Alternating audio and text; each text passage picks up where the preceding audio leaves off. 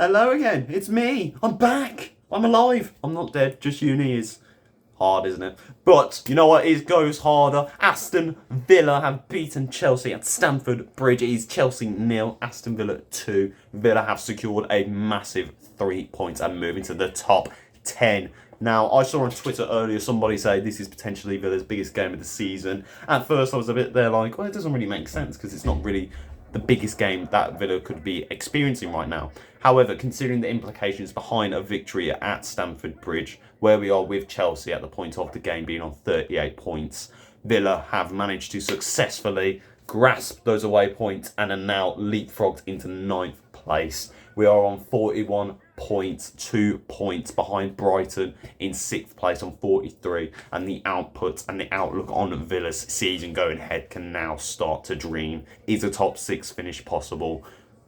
We'll have to wait and see for the last 12 games. But in terms of the game itself, quite a bit of a dull one, really. You know, although Villa managed to successfully make their chances count, and ultimately, for me, were probably the better team in the sense of a defensive performance, how resolute we were in trying to keep Chelsea from really having any clinical chances.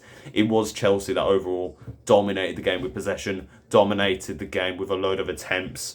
But I was saying to my mate, when they get the ball in the areas for a good opportunity, it's fearful. When they actually take that opportunity, it's not fearful. They don't really impose any threat. Any chances either going massively clear of the goal or Martinez is comfortably saving it. You know, there's some great defensive performances in there. I know sometimes Konza, I believe Clive Havertz was through on goal. He makes a lovely little tackle to get it out for a corner. And I just think throughout the whole game, we just really nullified Chelsea, made them look like the team that they've really been all season, which is so underwhelming for the amount of money that they've spent.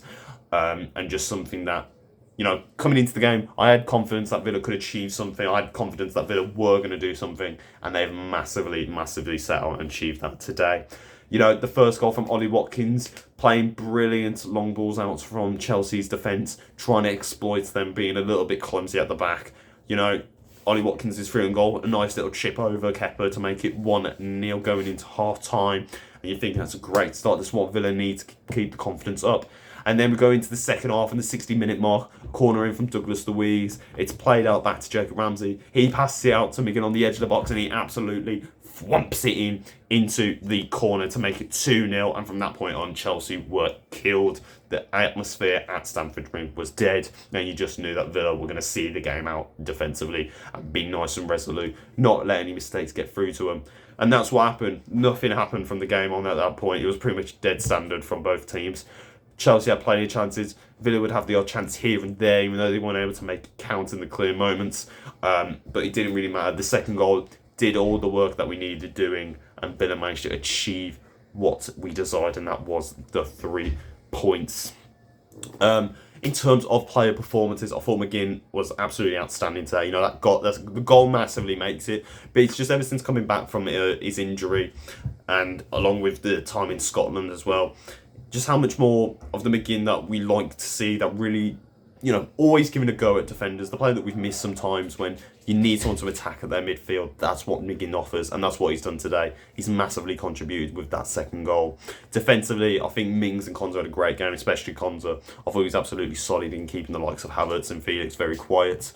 And just really, Watkins as well. You know, the hold-up play, again, he's on form. You know, even though you've got the likes of Rashford, you've got the likes of Tony, Harry Kane, who are going to get picked ahead of him in the England setup. It doesn't matter. As long as he's staying on form, as long as he's doing what he's doing, he's going to get the call up, and that's another goal for him. I believe he's the first player in 5 consecutive away games for Aston Villa to score since, 50-something years. So that's massively great on somebody like him, who's had big shoes to fill since Danny Ings leaving and the arrival of Jean Duran. And just one bloody great result to see from Villa. Obviously, the next game is Nottingham Forest at home. That's going to be a lovely game.